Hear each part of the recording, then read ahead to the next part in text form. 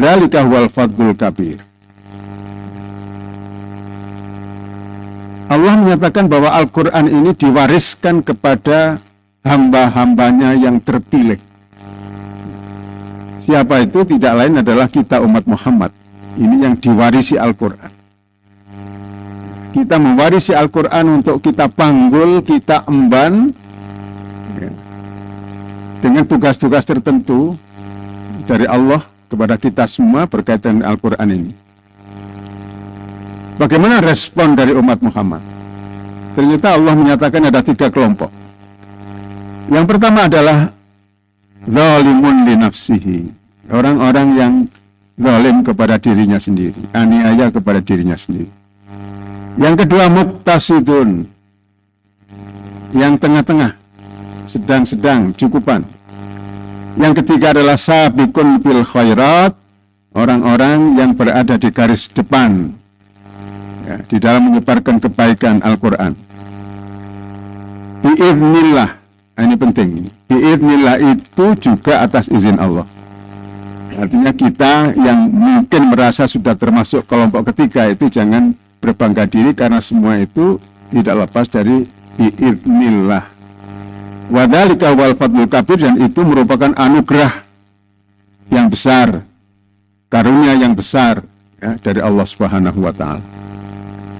Jadi kalau kita ayat tadi itu kita baca ayat tadi itu ada 3 macam respon umat Muhammad. Yang pertama zalimul nafsi, yaitu orang yang tidak peduli kepada Al-Quran. Ringkasnya begitu. Yang kedua muqtasidun, cukup peduli. Yang ketiga sabiqun lil khairat, sangat peduli kepada Al-Quran.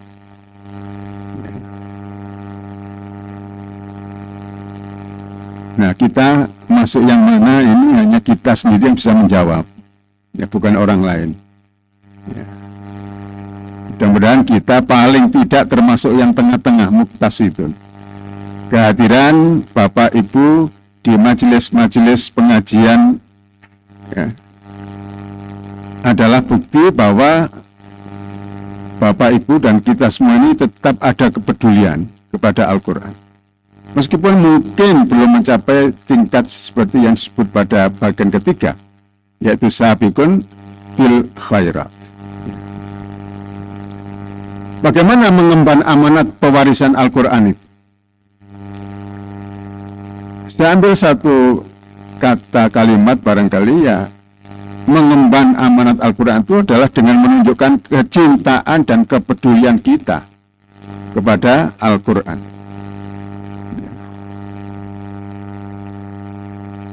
Cinta dan peduli kepada Al-Quran itu diwujudkan dalam bentuk apa? Atau indikatornya apa kalau kita itu cinta dan peduli kepada Al-Quran? Maka dapat saya katakan bisa dilihat dari intensitas interaksi kita dengan Al-Quran. Bagaimana kita bergaul dengan Al-Quran? Intensif apa tidak? Dan itu bisa dirinci menjadi beberapa bentuk interaksi. Pertama, menghafal Al-Quran. 2, membaca Al-Quran.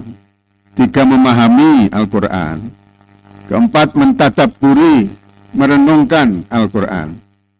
5, mengamalkan isi Al-Quran. Kemudian mempelajari Al-Quran terus-menerus dan mengajarkan Al-Quran. Dan yang terakhir adalah membela Al-Quran. Jadi saya sebut sini ada 8 poin. Akan kita coba untuk lihat satu persatu ke 8 bentuk interaksi kita dengan Al-Quran untuk mengukur cinta dan peduli kita kepada Al-Quran. Yang pertama adalah menghafal. Nah, apa yang kita hafal dari Al-Quran? Yang pertama tentu adalah surat atau ayat yang diperlukan untuk sholat.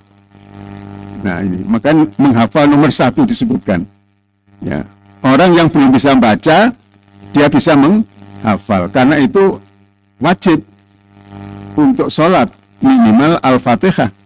ya, merupakan syarat sahnya. Jadi dia harus menghafal surat atau ayat yang diperlukan untuk sholat. Dan ini harus terus dikembangkan hafalan ini, supaya sepanjang hidup tidak sholat hanya membaca qul huwallahu dan qul a'udzu birabbin nas tok. Satu kali kita sholat malam mungkin perlu kita membaca surat yang panjang. Nikmat sekali kalau kita punya hafalan surat yang cukup panjang kita baca pada waktu sholat malam. Karena waktu sholat malam itu kan kita ingin berlama-lama ya. Kita tidak ingin cepat-cepat, kita ingin berlama-lama. Berdiri lama, rukuk lama, sujud lama. Ya, itu berarti kita memerlukan hafalan ayat-ayat Al-Quran dan juga bacaan-bacaan sholat yang lain.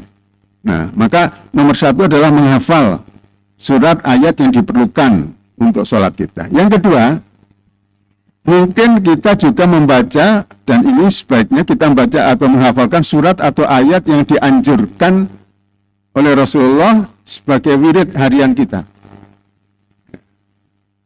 Misalnya surat Al-Baqarah ayat 1-5, ayat kursi, 2 atau 3 ayat terakhir dari surat Al-Baqarah. Nah, itu untuk wirid kita. Sampai juga ayat-ayat yang lain yang bisa kita lihat dari hadis-hadis Rasulullah SAW. Atau juga surat-surat yang dianjurkan kita baca pada hari-hari tertentu. Ya, misalnya kalau malam Jumat kita dianjurkan baca apa? Al-Kahfi. Ya, itu seterusnya. Kemudian surat atau ayat favorit. Ya, boleh kita punya ayat surat favorit. Ya, masing-masing orang pun beda-beda favoritnya surat apa. Jangan kulhu terus, Pak. Meskipun mencintai kulhu Allah itu, kata Rasulullah, ada seorang sahabat ditanya, kok kamu setiap sholat kok membaca kulhu Allah? Dia bilang, saya sangat mencintai surat ini. Maka kata Rasulullah, ya, kamu akan masuk surga karena cintamu kepada surat ini. Ya, padahal hanya kulhu Allah. Ya, jadi carilah surat-surat atau ayat favorit, hafalkan. Ya. Mungkin juga surat atau ayat yang berkaitan dengan keahlian kita.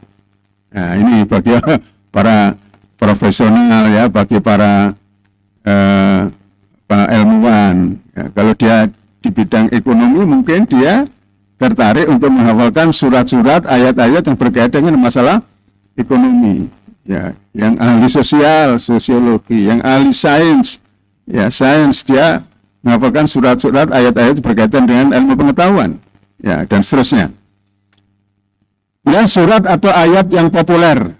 Ya, kita sering mendengar pengajian, mubaligh, ustaz biasa menyampaikan ayat-ayat tertentu.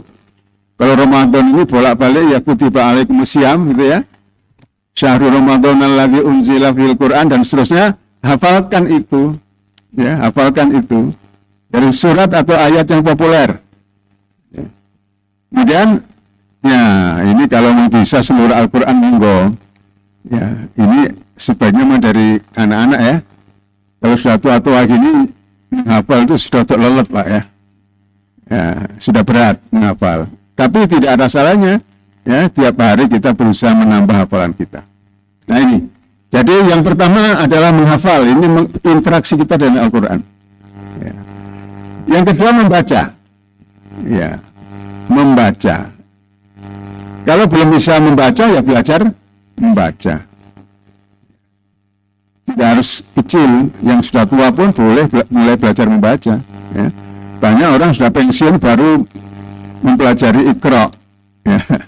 Baru mempelajari Qiraati dan seterusnya, nggak masalah. Ya. Kalau sudah bisa membaca, perbaiki bacaan, tahsin. Ini perlu. Ya. Saya prihatin sekali di masjid masih terdengar ya orang tadarus pakai pengeras suara keras sekali, itu bacaannya morat-marit. Ya, ini susah ini. Nggak ada yang koreksi. Ya, saya pernah datang ini harusnya membetulkan. Yang lain bilang, Pak, kalau dibetulkan ngambek dia. Nggak mau. Besok nggak datang lagi katanya. Wah, susah ini. Jadi harus diperbaiki bacaan. Terus membaca rutin, nah, diprogramkan.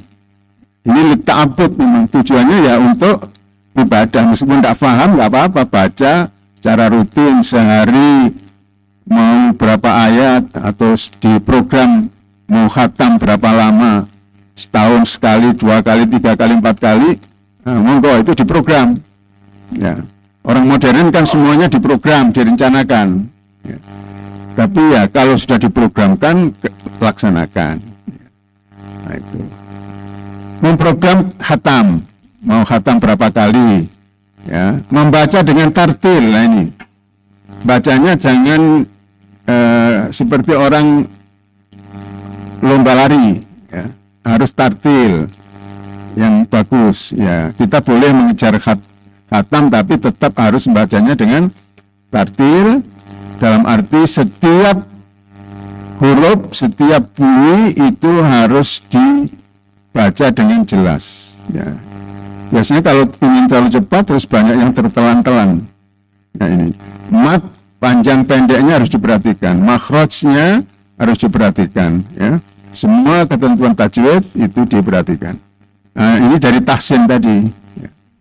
Kemudian kalau bisa mau berminat untuk belajar tilawatul Quran, artinya bacaan Quran berlaku juga baik. Karena memang dianjurkan kita tuh membaca Al-Quran dengan suara yang baik, ya, dengan suara yang baik, lagu yang baik. Ya.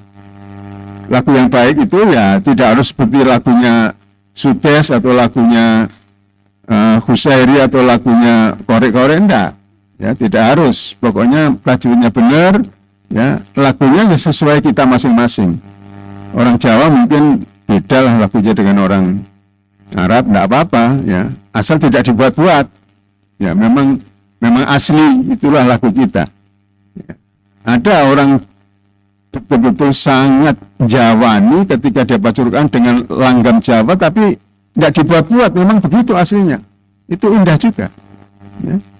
Karena kalau kita dengar bacaan Quran orang Sudan yang asli, itu mirip dengan orang Jawa lagunya. Ya, saya punya kebetulan rekamannya itu. Ya. Oke, jadi membaca. Yang ketiga, memahami. Meskipun baca Quran tanpa paham itu sudah dapat pahala. Ya. Hanya Quran yang dibaca tanpa paham mendapat pahala. Kalau saya membaca hadis Sahih Bukhari tanpa paham, terus begitu Al-Quran tidak ada gunanya. Karena tidak termasuk ta'abbud. Hanya Al-Quran yang dibaca ya tanpa paham itu menjadi bentuk ta'abbud atau ibadah. Ya. Nah, untuk memahami ya kalau bisa belajar bahasa Arab. Tapi karena sudah terlanjur tua, nggak pernah belajar bahasa Arab, ya bisa membaca terjemahan. Meskipun belajar bahasa Arab sudah tua pun juga bisa. Ya. Nah, kalau tidak punya kesempatan membaca terjemah Al-Quran, ini sudah banyak sekali, ya, Quran dengan terjemahannya. Memahami ayat atau surat yang biasa dibaca waktu sholat, ya, bisa dimulai dari situ. Fatihah itu kita harus tahu betul isinya, harus paham, supaya kita ketika baca Fatihah waktu sholat itu kita menghayati dialog kita dengan Allah. Ya. Jadi tidak sempat ngelamun, karena kita betul-betul berhadapan dengan Allah dan Allah menjawab setiap ayat yang kita baca di Fatihah. Itu Allah menjawab. Nampaknya perlu kita paham. Ya, Al-Fatihah nomor 1, kemudian juga surat-surat pendek. Ya, An-Nas, Al-Falaq, Al-Ikhlas, dan seterusnya. Usahakan untuk kita bisa paham. Supaya ketika kita membaca ayat-ayat itu dalam sholat, hati kita ikut membaca. Ya. Memahami ayat atau surat yang biasa dibaca oleh imam sholat. Ya, ini macam-macam ya. Memahami ayat atau surat yang sering didengar dari ustadz atau mubaligh. Ya, di samping menghafalkan tadi kutiba alaikumusiyam, ya, kita perlu juga pahami maknanya. Ada ayat yang mudah difahami, ada ayat yang untuk memahaminya perlu penjelasan. Nah ini, ketika kita berusaha memahami Al-Quran, juga harus hati-hati. Ya. Ada ayat yang sangat mudah, begitu kita baca, kita paham, langsung kita amalkan. Tapi ada ayat yang kita perlu penjelasan, perlu tafsir. Ya, makanya tidak cukup kita hanya membaca terjemahan untuk semua ayat. Beberapa ayat bisa. Misalnya kalau ada ayat innamal mu'minuna ikhwatun, sesungguhnya orang-orang mukmin itu bersaudara, ya ini sudah jelas itu, tinggal ngamalkan aja. Ya ayyuhalladzina amanu la yaskhar qaumun min qaumin asa yakunu khairam minhum. Wahai orang beriman, janganlah satu kelompok mencela, mengolok kelompok yang lain. Nah, ini kan mudah difahami dan jelas sekali, tinggal mengamalkan. Nah, kita ini baca itu tidak paham, apalagi mengamalkan. Nah, ini problem kita. Oke. Kemudian setelah memahami, ya, mentadabburi itu merenungkan. Ya, setelah memahami ayat Al-Quran, kita merenungkan isi kandungannya. Merenungkan isi kandungannya, menghayatinya. Yang dimaksud menghayatinya itu adalah membawa makna ayat itu ke dalam diri kita. Ya. Kemudian setelah itu kita berpikir apa yang harus kita lakukan setelah memahami makna ayat itu. Jadi contoh tadi misalnya ada ayat ya ayyuhalladzina amanu ijtanibu katsiran minadh-dhanni, wahai orang-orang yang beriman, jauhkanlah dirimu dari banyak berprasangka. Nah, ini ayatnya. Kita paham itu, kita bawa ke diri kita. Saya ini termasuk yang banyak suudzon atau apa tidak. Nah, itu artinya kita mentadabbur, merenungkan. Ayat ini kita bawa ke diri kita.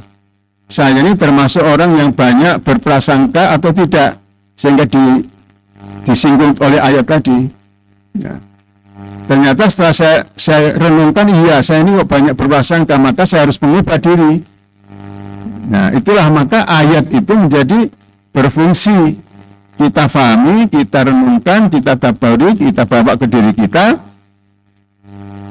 Dan kemudian kita merenungkan apa hikmah yang bisa diambil untuk diri kita dan untuk masyarakat. Nah ini yang dimaksud dengan tadabbur seperti itu. Nah, termasuk tadabbur itu adalah mungkin ada makna lain yang bisa kita pahami berdasarkan pengetahuan yang kita miliki. Tapi yang terakhir ini mungkin tidak setiap orang bisa melakukan.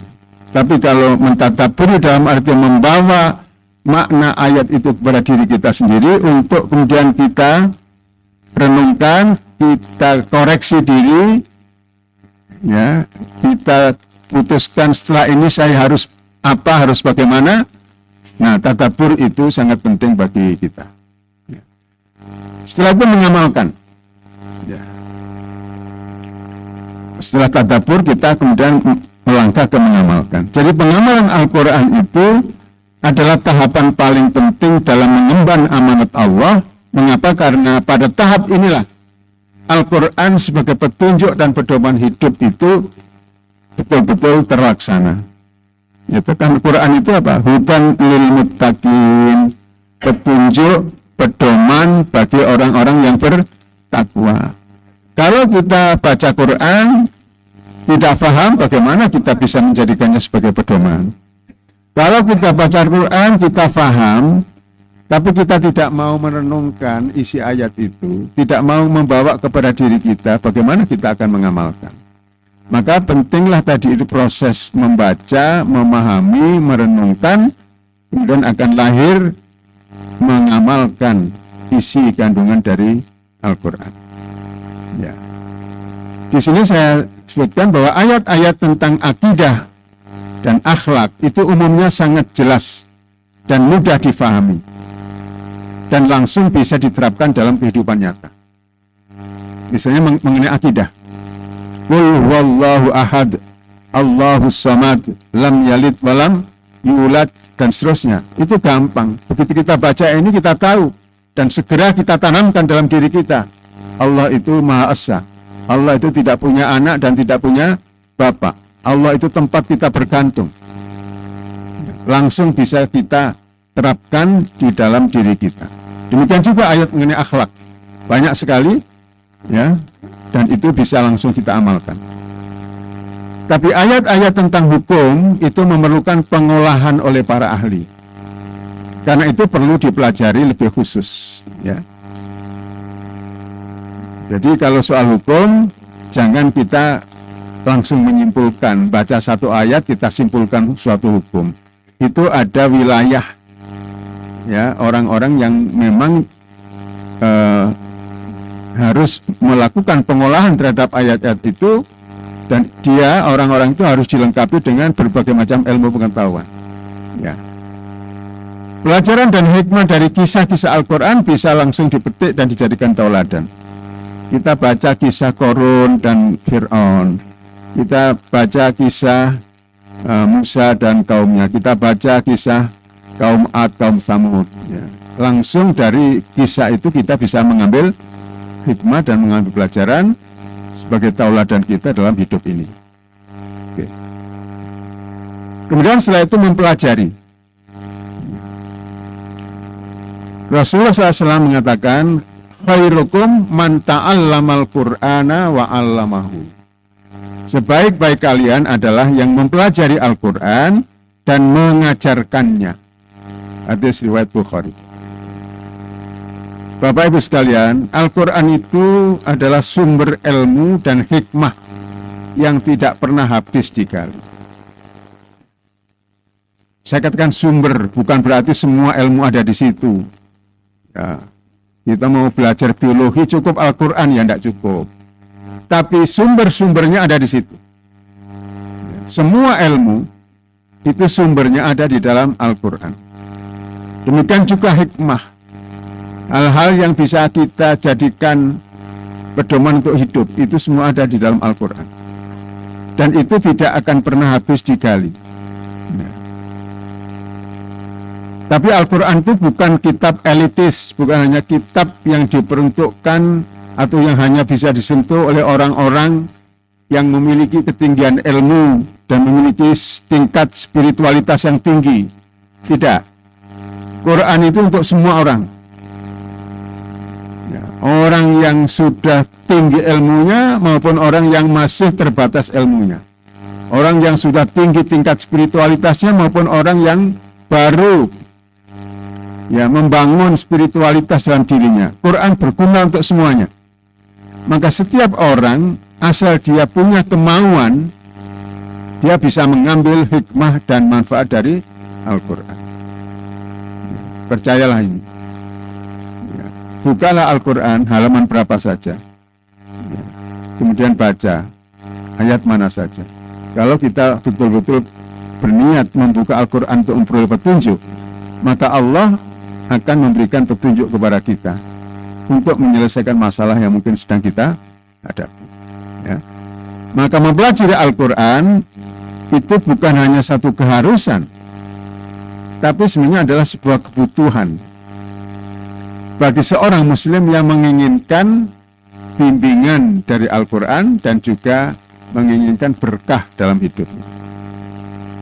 Kalau kita mempelajari Al-Quran terus sesuai dengan tingkat kita masing-masing, ya, bisa berbeda-beda.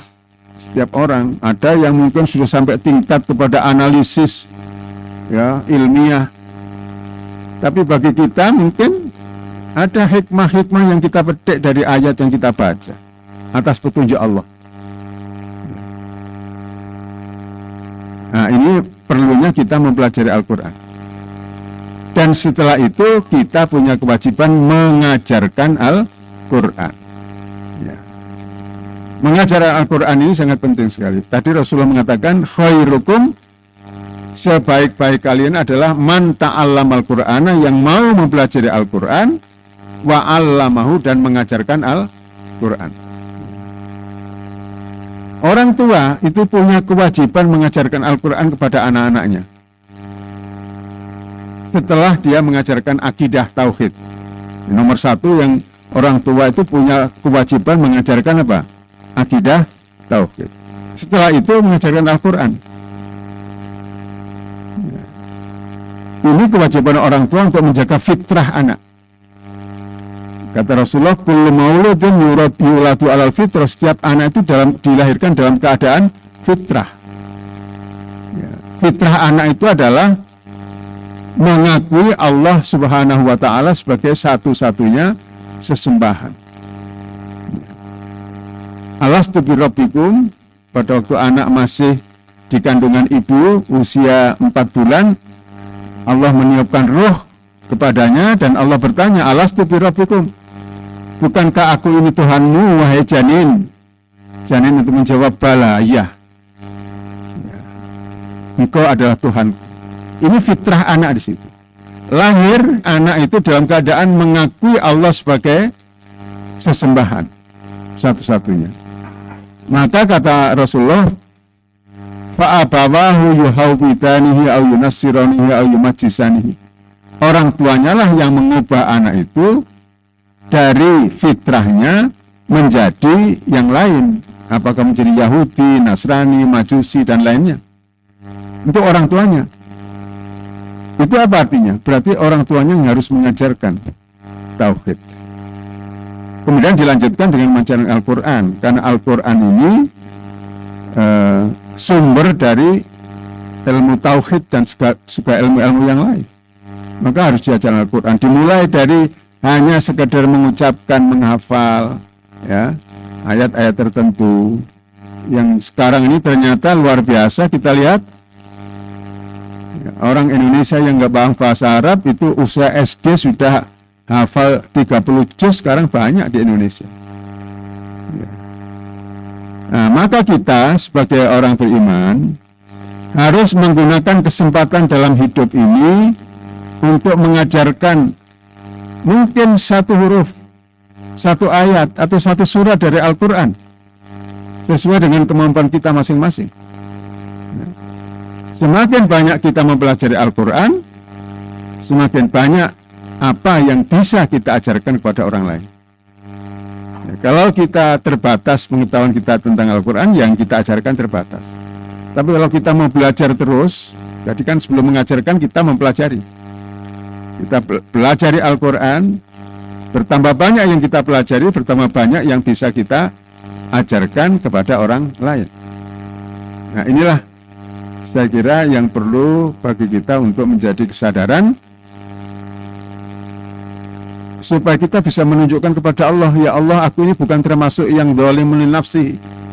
Aku bukan kelompok pertama yang nggak peduli pada Al-Quran. Nah ini, kita harus tunjukkan kepada Allah. Minimal kita sudah berusaha sesuai kemampuan kita. Yang terakhir adalah membela Al-Quran. Al-Quran itu akan terus menjadi sasaran serangan oleh para pendustanya sejak zaman Nabi SAW sampai akhir zaman. Kita tahu kan?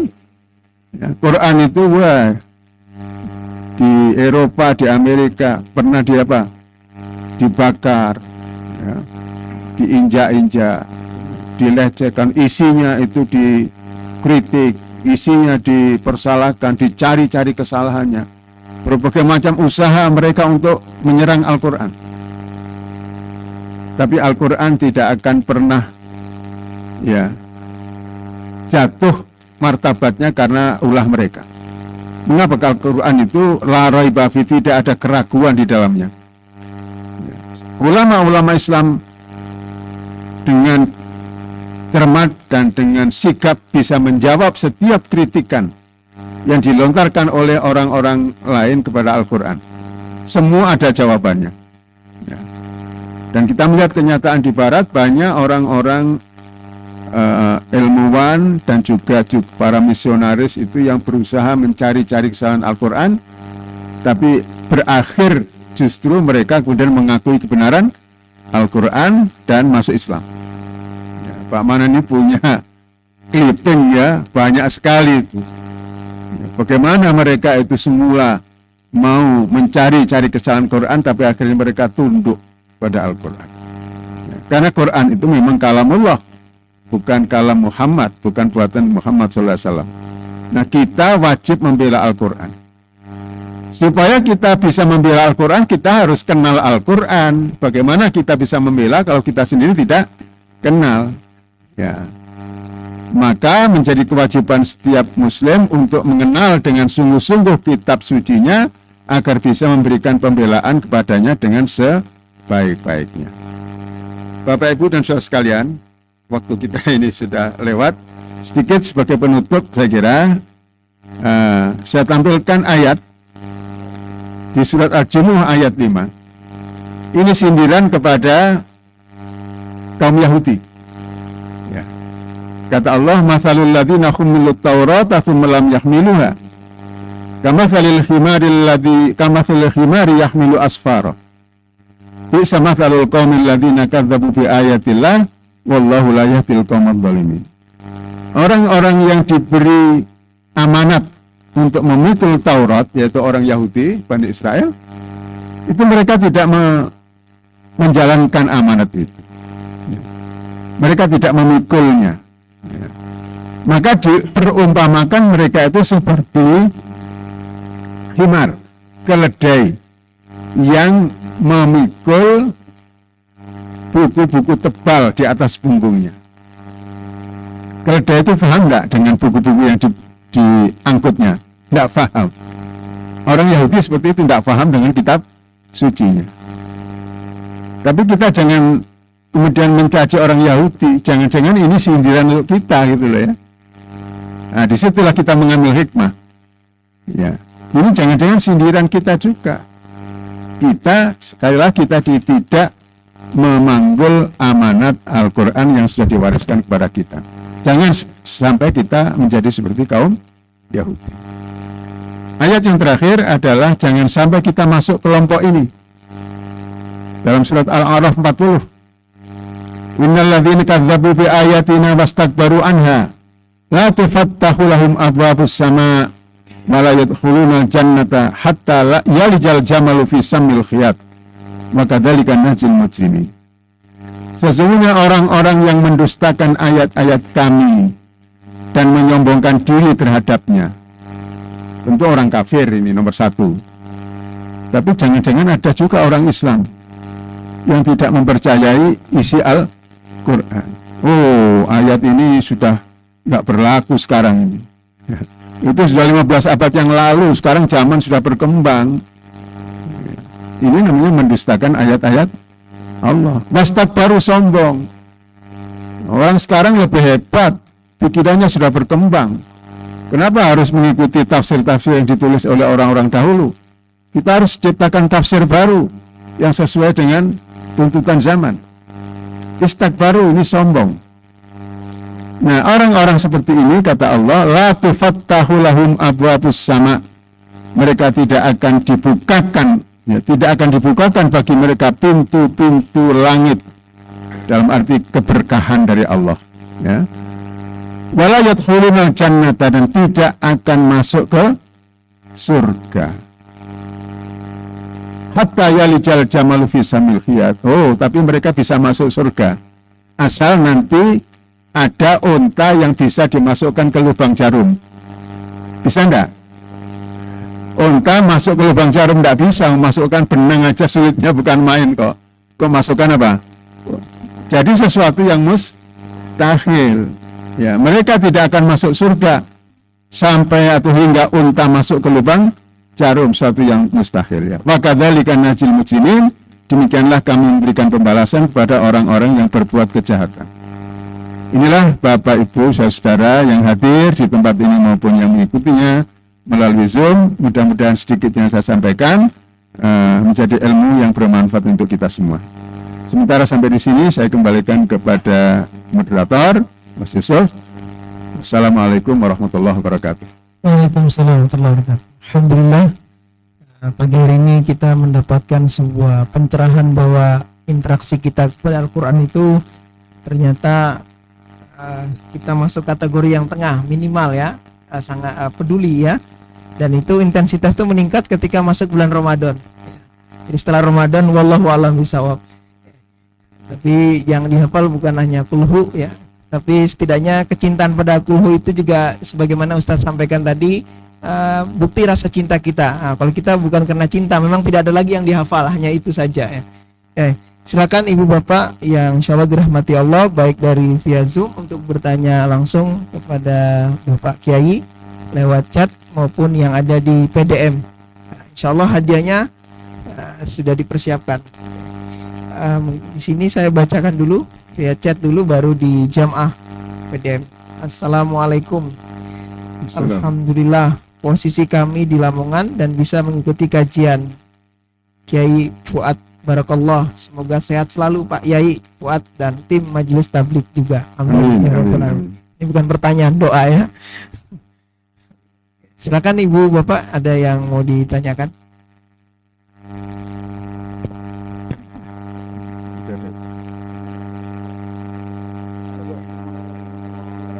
Waalaikumsalam warahmatullahi wabarakatuh.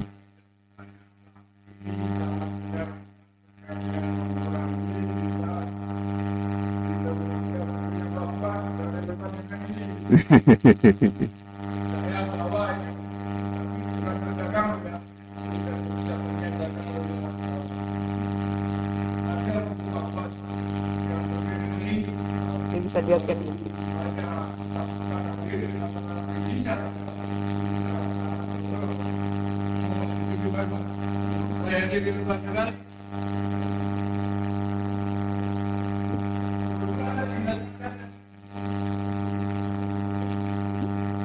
Rahmanan memberikan saran, bukan berdagang buku. Lebih baiknya adalah kita memiliki buku ini, sedangkan kita mengenal Al-Quran. Tak kenal maka tak sayang katanya. Alhamdulillah. Ya, jadi buku ini memang sudah agak lama terbit ya. Ini sudah cetakan ke berapa? 3 atau 4 ya barangkali. Ya, dan ini akan dicetak kembali karena permintaan juga masih banyak. Ya, insya Allah. Jadi itu judulnya, Sudahkah Kita Mengenal Al-Quran? Ya, saya pernah dikritik oleh penerbit, kok judulnya terlalu sopan Pak katanya. Sudahkah kita? Sudahkah Anda gitu? Saya bilang enggak, saya tidak mau sudahkah Anda mengenal Al-Quran, karena saya sendiri juga belum sepenuhnya mengenal Al-Quran. Kita semua belajar, ya, kita semua belajar. Maka saya beri judul Sudahkah Kita Mengenal Al-Quran. Ya, alhamdulillah respon dari masyarakat juga cukup bagus. Ya. Kalau jamaah nanti bisa mendapatkan beli. Pak, Pak. Waalaikumsalam warahmatullahi wabarakatuh.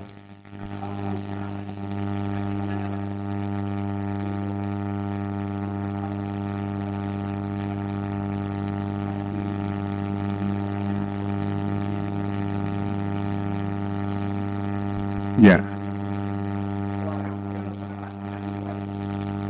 Usia yang sudah senja untuk bisa menghafal Quran. Iya, iya. Yang muda juga susah gitu. Ya, saya termasuk orang yang bukan hafid Pak ya. Ya, jadi saya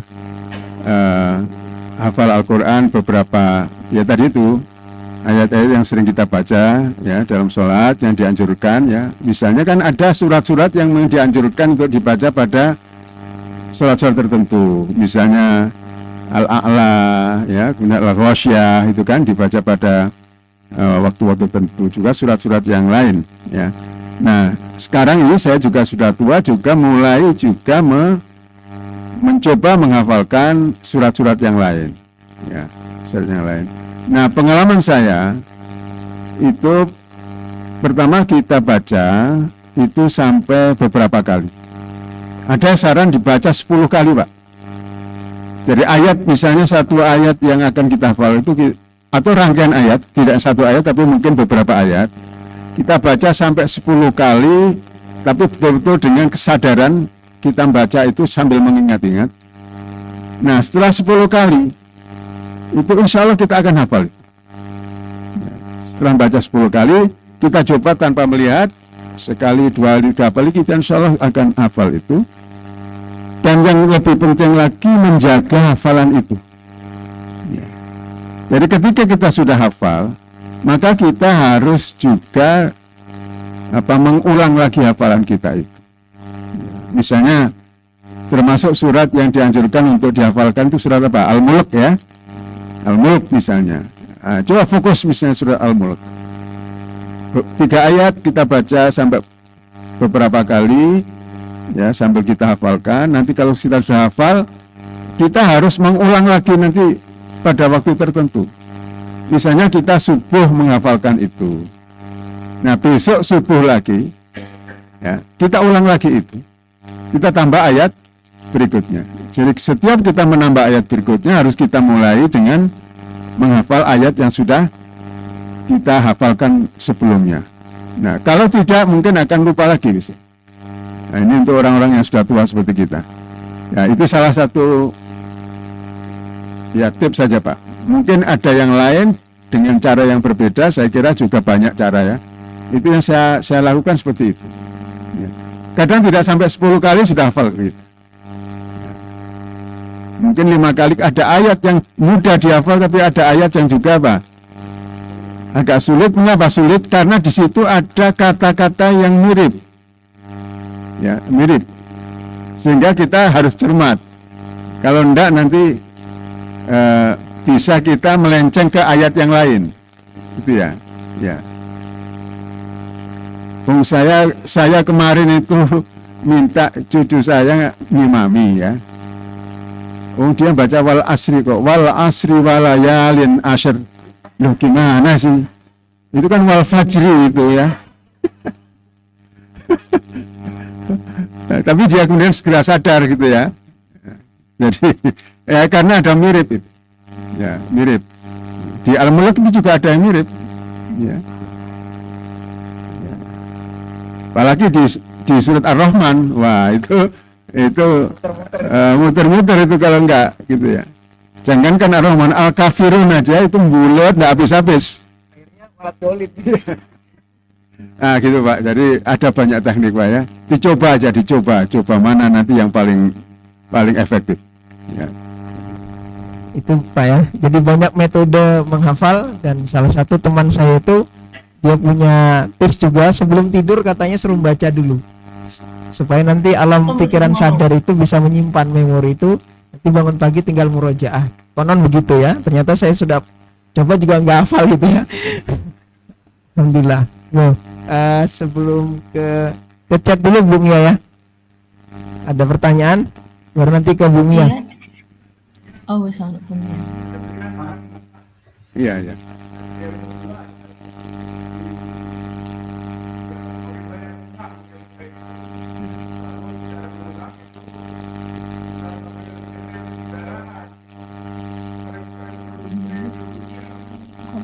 Iya, iya.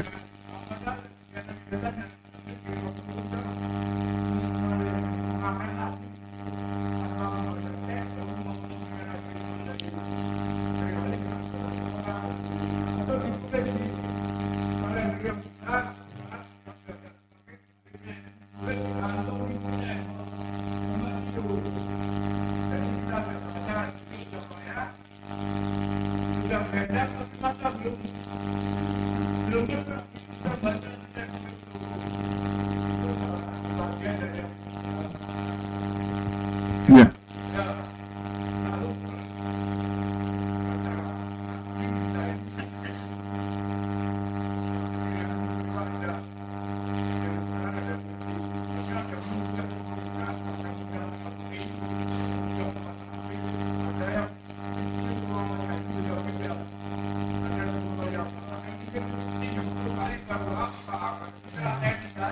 Iya betul. Betul Pak. Jadi setiap orang bisa beda-beda ya. Antara yang tua dan yang muda bisa beda. Anak sama-sama anak kecil aja itu juga bisa beda. Ini guru orang tua harus cermat. Apa perbedaan setiap anak ini itu harus cermat. Kalau disamakan nanti bisa frustasi anak kita. Ya. Saya punya cucu kakak beradik. Yang pertama ini dia untuk menghafal itu harus di-drill terus. Tapi yang kecil itu nggak pernah mau di-drill. Cukup dia diperdengarkan saja. Ya, tartil itu. Itu dihafal. Jadi di sekolah itu kok nilainya tinggi hafalannya. Ternyata dia hanya dari mendengar itu dia sudah bisa. Tapi kakaknya itu kalau nggak di-drill susah. Jadi ada perbedaan setiap anak memang kemampuan menghafal. Seperti keamanan ya, wadahnya dewi-dewi gitu ya, lain-lain. Terima kasih. Itu masukan. Ada yang bertanya nih, mau nanya tentang penafsiran Al-Quran. Kalau rasionalisasikan sesuai pemikiran penafsir itu, hukumnya bagaimana? Kemudian dalam menghafal Al-Quran melalui juz amma, juz 30 dengan metode membaca tulisan Latin, bagaimana hukumnya? Ya, yang pertama soal penafsiran. Jadi sumber penafsiran itu kan sudah dikenal di dalam ulumul Quran. Itu yang otentik adalah tafsir berriwayah. Jadi tafsir berdasarkan riwayat. Pertama berdasarkan Quran sendiri. Quran ditafsirkan dengan Al-Quran, itu nomor satu. Kedua, Quran ditafsirkan dengan sabda-sabda Rasulullah. Nah, itu yang bisa dijadikan pegangan, ya. Meskipun masih ada masalah, ya, sabda Rasulullah itu masuk hadis dhaif atau hadis sahih atau hadis hasan dan seterusnya. Ini juga jadi masalah, ya. Nah, yang kedua ada yang namanya tafsir birra'yi atau bidirayah. Itu tafsir dengan pemikiran manusia. Nabi pernah mengatakan, celakalah orang yang menjelaskan Al-Quran dengan pikirannya. Ya. Kalau hadis ini dipegangi secara letterlek, berarti tidak boleh orang memahami Quran dengan berdasarkan apa? Pemikirannya sendiri. Tapi para ulama menjelaskan yang dimaksud dengan orang yang dilarang menafsirkan Al-Quran dengan pikirannya itu adalah kalau pikirannya itu dikuasai oleh nafsu, dikuasai oleh keinginannya sendiri, bukan pikiran murni. Tapi dia ingin ayat ini maknanya seperti ini, maka dia tafsirkan sesuai dengan keinginannya. Ya, dia kadang menyimpang dari makna bahasa, menyimpang dari makna yang umum, karena dia hanya mengikuti keinginannya, pikiran yang ada di dalam keinginannya sendiri. Itu yang tidak boleh. Ya. Tapi kalau pemikirannya itu tidak bertentangan dengan makna bahasa, ya kan, karena yang penting bahasa ini, ya, makna bahasanya bagaimana, itu tidak bertentangan. Yang kedua, tidak bertentangan dengan kaidah-kaidah umum ajaran Islam atau ajaran Al-Quran sendiri, ya, tidak bertentangan dengan itu. Maka pikiran-pikiran itu diperbolehkan, dan bahkan disitulah Al-Quran itu kemudian berkembang pemanaannya karena jasa dari para ilmuwan, para pemikir, ya, yang memang dipersyaratkan kan orang yang mau menafsirkan Al-Quran itu nomor satu kan niatnya. Ya. Jadi itu sangat menentukan niatnya, dia betul-betul memang mau mencari kebenaran yang diajarkan oleh Allah sebatas kemampuan dia sebagai manusia, itulah tafsir. Dan tidak boleh memutlakkan kebenaran tafsirannya sendiri. Itu tidak boleh. Wah, ini salah, ini yang lain salahnya, benar tafsiran saya, itu tidak boleh. Ya, karena semua tafsir yang dasarnya adalah pikiran manusia itu sifatnya relatif, ya, relatif, tidak mutlak. Yang mutlak itu ya teks Al-Quran itu sendiri. Maka terjemah Al-Quran itu kan sudah ada unsur penafsiran di situ. Maka terjemah itu bisa berbeda-beda, ya. Tidak boleh memutlakkan kebenaran terjemahnya sendiri. Ya, tetap di situ ada relativitas. Ya. Jadi menjawab pertanyaan pertama, Al-Quran atau Islam tidak melarang orang berpikir, termasuk ketika dia berusaha memahami Al-Quran. Tapi yang tidak boleh adalah kalau dia memaksakan pikiran yang berbasis keinginan atau kehendaknya sendiri dan bertentangan dengan makna bahasa dari ayat itu, dan juga bertentangan dengan pokok-pokok ajaran Islam. Ya, misalnya begini contoh, ya, Quran itu jelas menerangkan atau menyatakan bahwa wanita musyrikah itu tidak boleh dinikahi ya. Laki-laki muslim boleh nikah dengan perempuan ahli kitab, tapi laki-laki ahli kitab tidak boleh nikah dengan perempuan muslimah. Itu kan sudah jelas teksnya. Terus ada orang sekarang, ini zamannya sekarang adalah zaman pluralisme agama. Jadi Qurannya harus ditafsirkan sesuai dengan apa? Perkembangan zaman. Sekarang zaman pluralisme. Ya, maka kemudian diperbolehkan. Nah, ini artinya dia sudah menafsirkan Al-Quran berdasarkan keinginan sendiri atau berdasarkan kebenaran di luar kebenaran Al-Quran. Nah, itu yang harus dihindari. Ya. Pertanyaan kedua tadi, metode membaca tulisan Latin bagaimana hukumnya? saya tidak bicara soal hukum lah. Saya nyarankan tidak usah lah. Ya, kalau mau baca Al-Quran, bacalah dari apa? Al-Quran tulisan Arab. Ya, tidak usah kita pakai tulisan Latin. Ya, karena itu akan menyebabkan kita tidak bisa membaca dengan benar. Ya. Coba transliterasi dari Arab ke Indonesia itu kan macam-macam. Ya, misalnya Shin itu menjadi SY. Bagaimana kita tahu SY itu bunyinya adalah Shin? Sementara kalau orang Barat, Shin itu SH. Ya. Ya. Jadi sudahlah, itu sudah tidak waktunya lah kita itu membuat Al-Quran dengan tulisan apa? Latin. Kalau saya sarankan itu bakar semua itu yang pakai begitu itu. Itu bisa menyusahkan. Ya. Apa susahnya kita belajar huruf Arab? Ya. Dan lagi pertanyaannya, kalau kita baca tulisan Latin itu termasuk ta'abbud apa enggak itu? Karena yang kita baca itu bukan apa? Quran. Itu. Apakah itu termasuk ibadah? Nah, ini juga dipertanyakan. Maka sudahlah. Sekarang saya kira sudah waktunya kita meninggalkan ya Al-Quran dengan tulisan apa? Latin, karena itu tidak akan bisa membawa kita membaca Quran dengan benar. Ya. Jadi saya tidak mau bicara soal hukum. Kalau soal hukum nanti macam-macam kan? Ya. Pokoknya itu nggak perlu lah kalau menurut saya. Sudah waktunya kita tinggalkan model seperti itu. Terima kasih. Hukumnya Ini acara radikal ini ya. hukumnya wajib baca Quran dan belajar. Oke, pertanyaan terakhir Ustaz. Yeah. Dari apa perbedaan ulil absor dan ulil albab, dan kapan keduanya digunakan dalam kalimat atau ayat?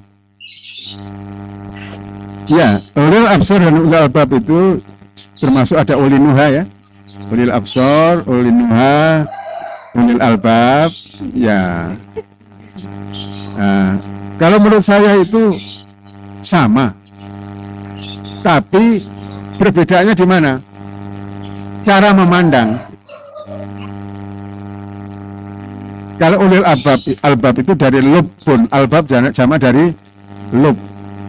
Berarti dia memikirkan sesuatu itu dari kedalaman pemikiran. Jadi pemikiran yang mendalam, termasuk dari hati juga.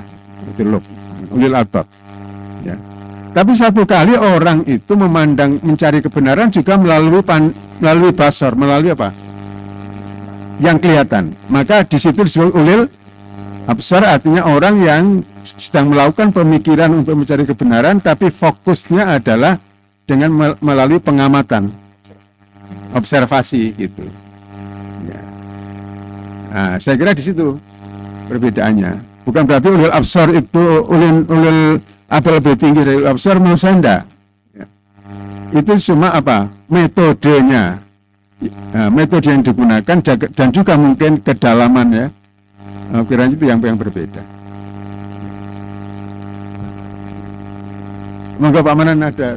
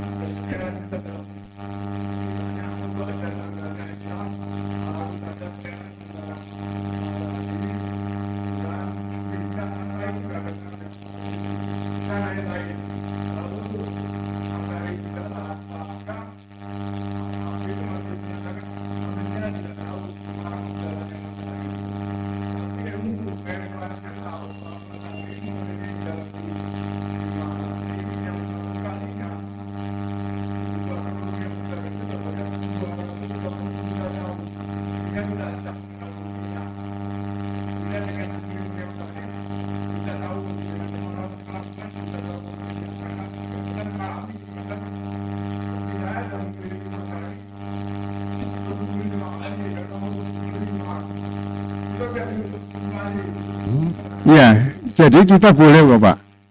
Kita bahkan menurut saya kita itu dianjurkan untuk melakukan tadabbur tadi itu ya. Merenung itu. Merenung itu kan juga menggunakan ilmu-ilmu kita. Bapak menggunakan astronomi ya. Untuk memahami ayat Al-Quran itu saya kira sangat bagus sekali ya. Tapi kuncinya tadi itu ya, tidak bertentangan dengan makna bahasa. Azwaj tadi itu memang tidak selalu suami istri, azwaj itu pasangan gitu ya. Pasangan-pasangan kan gitu ya. Jadi tidak bertentangan dengan makna bahasa dan itu semata-mata memperluas pemahaman, bukan memonopoli pemahaman. Jadi saya kira itu tidak masalah ya, dan saya kira justru kita dianjurkan untuk berpikir tentang ayat-ayat Al-Quran itu, dan makna Al-Quran itu akan berkembang terus Pak. Ya, setiap penemuan ilmu pengetahuan mengenai fenomena alam itu kemudian Al-Quran itu bisa kemudian diberi pemaknaan yang baru.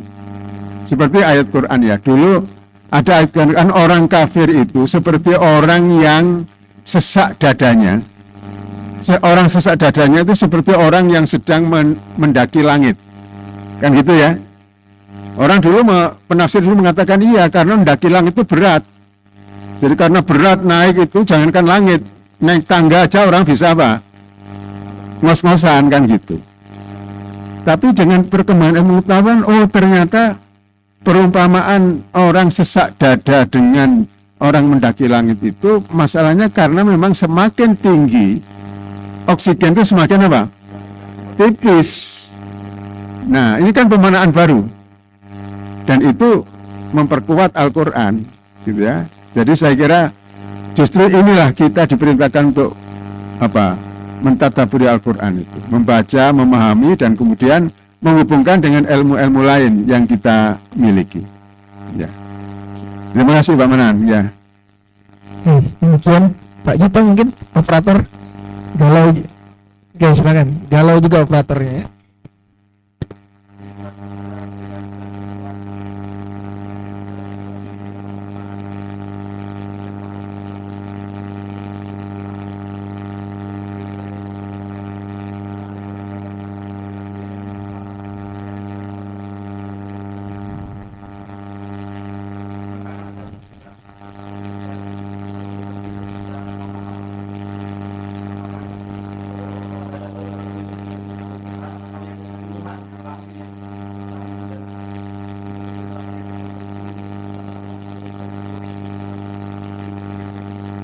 Ya, Ahlul Quran karena itu kan ungkapan dari Rasulullah ya. Dan itu penafsirannya bisa macam-macam tadi. Ya, kalau menurut saya sih Ahlul Quran itu ya bertingkat-tingkat. Ya, bertingkat-tingkat. Orang hafal Al-Quran tapi tidak paham. Itu ya Ahlul Quran tapi tingkatannya ya pada tingkat hafalan saja. Ya. Bahkan ada seorang ulama terkenal dari Yaman itu. Saya baru baca videonya. Dia itu menggagalkan anaknya belajar di sekolah tahfidz. Dia tarik anaknya. Ditanya oleh para wartawan, kenapa? Saya lebih suka anak saya itu mencintai Al-Quran daripada dia menghafal Anak saya menghafal Al-Quran tapi dia tidak mencintai Al-Quran. Karena di sekolah itu sistem pengajarannya itu pakai tongkat. Kalau dia tidak hafal, dia apa? Dicambuk, sehingga dia ketakutan. Jadi dia menghafal itu bukan karena cinta Al-Quran, tapi karena takut sama tongkatnya. Itu alasan beliau itu. Yaitu Syekh Al-Jafri namanya itu. Itu ada videonya sangat viral juga ya. Jadi ini satu pelajaran bagi kita. Ya. Nomor satu itu yang mencintai Al-Quran. Wujudnya bagaimana macam-macam bisa menghafal. Ya, kalau semua orang diharuskan menghafal, tentu tidak mungkin. Para sahabat saja tidak seluruhnya hafal Al-Quran.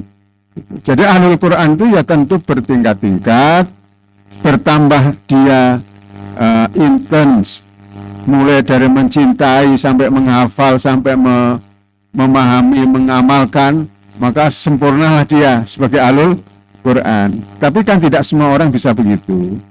Maka marilah kita menjadi ahlul Quran sebatas kemampuan kita masing-masing. Tapi yang paling penting nomor satu menurut saya adalah mencintai Al-Quran. Cinta dan peduli kepada Al-Quran.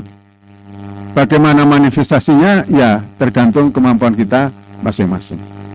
Ya. Jadi anak kita, mari kita didik nomor satu adalah mencintai Al-Quran. Rindu kepada Al-Quran. Nah, saya kira itu Mas Ita. Makasih. Demikian kajian pagi hari ini, alhamdulillah bahwa Quran itu dan penafsiran itu sesuai dengan kondisi zaman, dan penafsiran itu tentunya juga sesuai dengan disiplin keilmuannya, dan tentunya tidak menyimpang sesuai dengan makna yang tadi Ustadz sampaikan itu. Bahkan konon Ustadz ada 3 metode katanya, bil maksur, bil mangkul, dan bil dengkul Ustadz katanya. Jadi menafsirkan dengan kemauan nafsunya itu sendiri. Oke, catatan saya pagi hari ini, interaksi kita kepada Al-Quran. Kita adalah yang mendapatkan waris dari Al-Quran. Respon kita bermacam-macam. 1, tidak peduli. 2, cukup peduli. 3, sangat peduli. Indikator kita mencintai Al-Quran, sejauh mana kita untuk membaca Al-Quran, menghafalkannya, terlebih lagi membela Al-Quran. Yang kedua, memahami, kemudian mengamalkan dan merenungkan isi kandungannya dalam kehidupan pribadi. Dan kami infokan untuk pekan depan kajian pagi libur mulai tanggal 30 mulai lagi tanggal 30 Mai 2. Demikian kajian kita pagi hari ini, dan sejauh mana kedekatan dengan Al-Quran sebagaimana kedekatan kita dengan HP. Kalau ketinggalan HP kita gelisah, sudahkah kita juga gelisah ketika kita lupa membawa Al-Quran? Demikian kita tutup dengan doa kafaratul majlis. Subhanakallahumma bihamdika asyhadu an la ilaha illa anta astaghfiruka wa atubu ilaik. Assalamualaikum warahmatullahi wabarakatuh.